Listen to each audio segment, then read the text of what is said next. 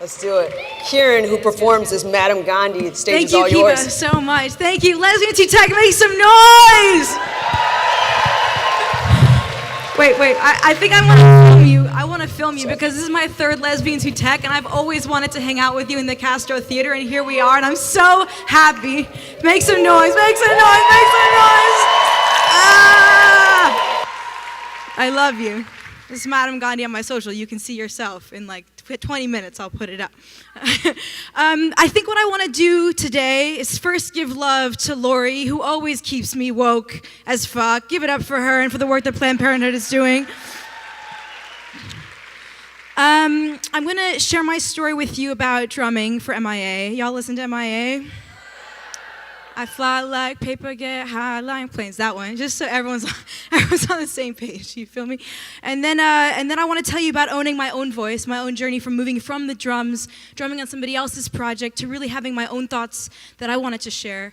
And then I think I'm gonna play some music for you, if that sounds good. So I grew up in New York City playing the drums, and I had two very traditional Indian parents. And it was dope because they did encourage my drumming, but as I grew older, I realized it was more of like an extracurricular to get into a good school type of vibe. You feel me? Yeah, so I was on to them by the time I was 16 and 17, and drumming lessons were less important than SATs, etc. So I was in my senior year at Georgetown, this was my undergrad. And I remember trying to figure out where I'd go after school. I had majored in political science, I had majored in mathematics, I did my minor in women's and gender studies. It was extraordinary. And you know, they really wanted me to go work in the White House. They really wanted me to go do politics. And it was in DC, so obviously it made sense, it was Georgetown. But I had snuck off to LA, and I found an internship at Interscope Records, you know, at Universal Music. And this was 2011, it was Kendrick Lamar, it was Gaga, it was all these extraordinary artists that I loved. And quite to their horror, I took the internship and I moved out to LA. And I was working in the digital marketing department in Los Angeles, and after 3 months, the head of the digital marketing, the leader, she was this badass woman named Brooke Michael, she found out that I had studied math at Georgetown. And so this was how I got my first job in music tech. I ended up being their first digital analyst. And you know, she would say, she was like, listen, Spotify and YouTube, they keep sending us all these spreadsheets, okay? Spreadsheets about what Kendrick Lamar is doing on YouTube or on Spotify, how Lady Gaga's record is performing. No one knows what the hell to do with it. Yeah. And you're a millennial, you know? You're a millennial, so I'm gonna forward you those emails. And we're gonna create a job for you. And I said, that sounds great. That sounds great. So that was my first job ever out of school and my first job in music tech. And it was so cool because the record industry at the time was still analyzing success based on how many records were sold. And so therefore everybody was underperforming because in the golden era in the 90s, it was all about how many CDs you sold. But not now, come on. And so, therefore, I was thinking about how I can explain, you know, whether we get 200,000 views on YouTube for a Lady Gaga video on the first day, if that's a good thing or a disaster. Truly, the barometers just hadn't been created yet. So I did that for 2 years, and it was extraordinary. I loved it. And my love for music tech, my love for Spotify, who's in the house today, my love for Amazon, my love for music tech just grew and grew.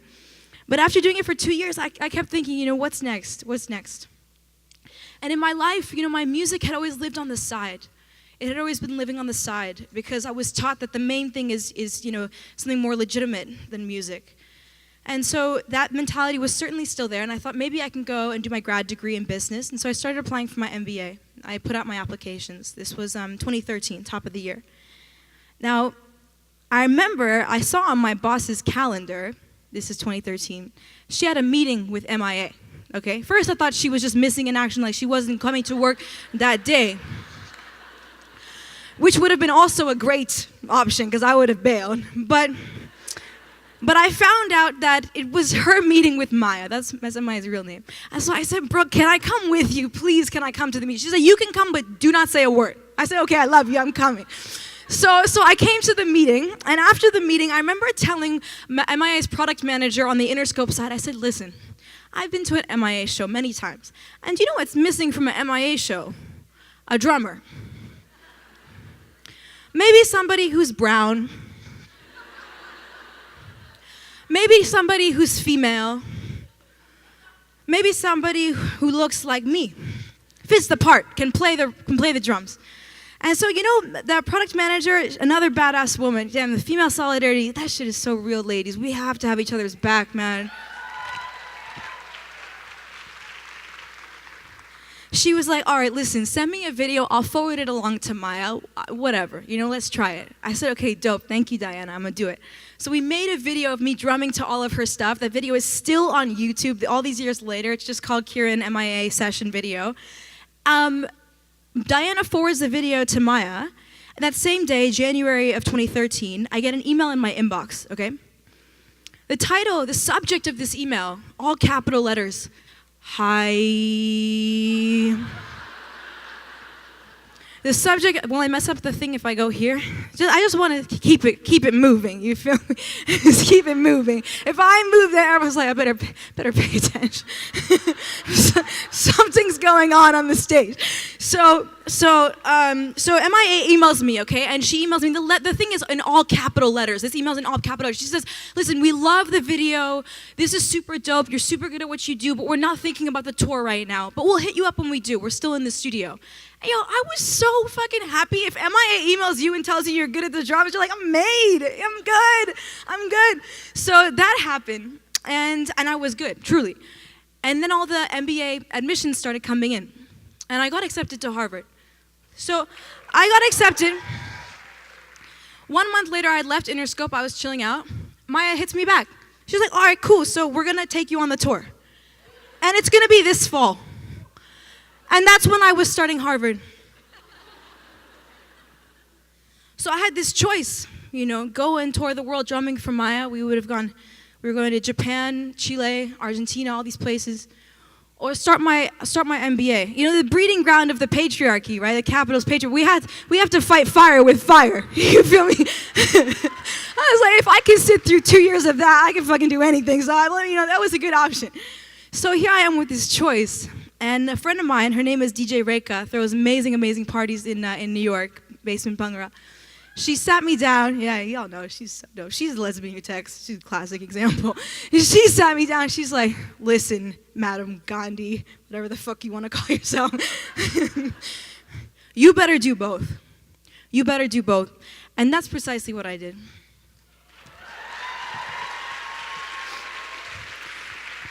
Now, luckily, I wasn't trying to hang too much at that school anyway. So I was cool off the social networking, whatever, boats and whatever they do. So I was cool off that. Yeah, every event, I'm like, how do y'all livers handle all that, yo? I was just cool off that. So I used to tour with M.I.A. On the weekends. I used to tour in the evenings. I would finish class at 2 and go to New York City from Logan Airport to LaGuardia and play a show at Terminal 5 or whatever. Then 4 a.m. be studying my cases. Barely make it to class, but I would slide in safe. Here I am, and take my class. And that was that. That was my 2 years. Okay, that was my 2 years. And I wanted to take a moment and share one very amazing lesson I learned at that time, because I was so grateful to have had that job at Interscope and to play for M.I.A. And I really feel like if ever there's a job that I want going forward, or something that I want to be part of, or a cool kid table that I want to sit at, we must always ask, what can we contribute? What can we bring to the table? And Dream Hampton told me this. She said, we always assume our own powerlessness, but never our own power. And Megan Smith said that this morning. I remember her. She said, what can we bring to the table? So much, And so I loved that. And that's what happened. That's what made that work. So what can we contribute? Something can make this better. If you reduce the stress of those around you, you'll always have a job, I think. So that was that 2 years. Dang, I think I have to skip the marathon story. We have no time. I ran, the next year I was in Boston. I was running along the Charles. I used to train every day. I used to love running in my second year of business school. And I remember I was training for the London Marathon. And it was 2015, April of 2015. I was about to graduate business school somehow, thank God. And thank Goddess. And I remember getting to the start line of the London Marathon, okay, London Marathon start line. And I realized I was about to get my period. And you think that when I was training, I always skipped out on my running when I would have it for a couple days, because it's just not.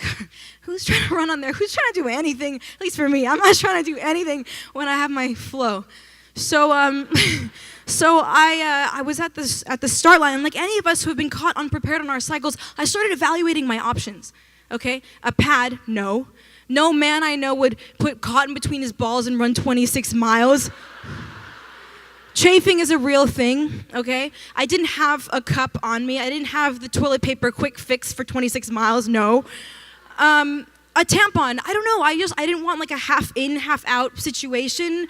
I didn't want the string around. There's no privacy on a marathon course. I didn't want to hold a second one in my hand and run for 4 hours, no. I had a job to do, which was to run. That was left alone. And so I decided to just take some Midol for the pain, bleed freely, and run. And, you know, bleeding from anywhere is a feminist punk rock fuck you, if you ask me. And running. And so I started to run. And while I realized that it was a choice for me to reject the stigma and the shame associated with our periods that day, millions of women and girls around the world do not have that same choice. And moreover, stigma is one of the most effective forms of oppression because it denies us the opportunity to speak comfortably and confidently about our own bodies and our own experiences.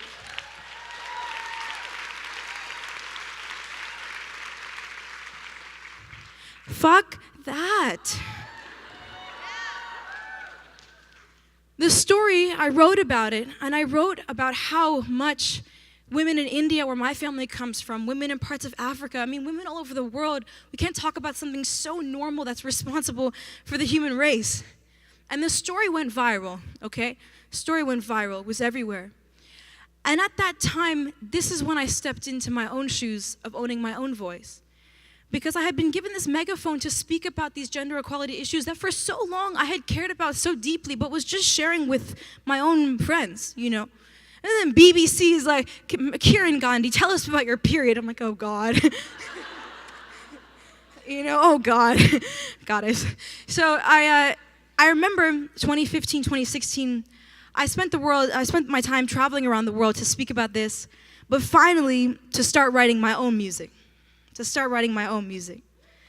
And it's been working. One song, I put out my record, it's called Voices. I put it out about 6 months ago. There's a song on it called The Future is Female that went viral on Spotify. It hit number 8 in the US viral charts after the Women's March. The song Her that I'm about to perform for you is on this playlist that Spotify shared with us for this tech summit, which is great, it's on there. And then Amazon just funded me to write a song about my breakups. I'm like, oh, so many women have broken my heart. That's easy. Lots to write there. So I'm gonna share this song with you. It's called Her, and then I'm gonna DJ the hula hoop contest.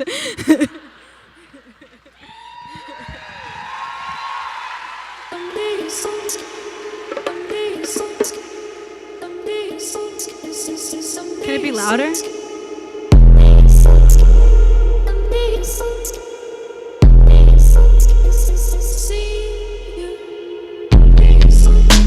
Is it loud enough for the audience?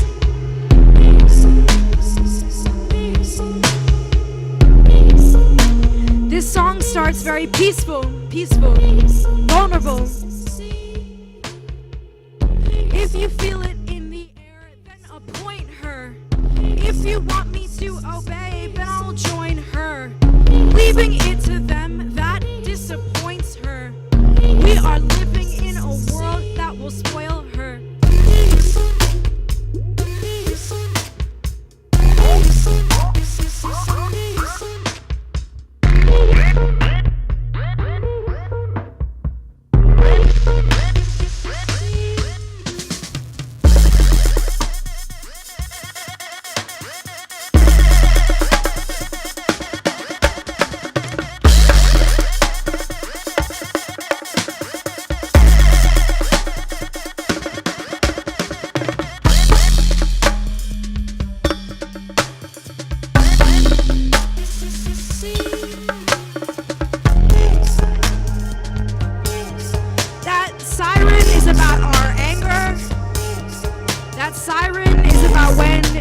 piss us off.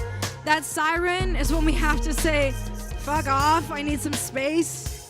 If you feel it in the air, then appoint her. Yes. If you want me to obey, then I'll join her. No. Leaving it to them, that disappoints her. We are living in a world that will spoil her.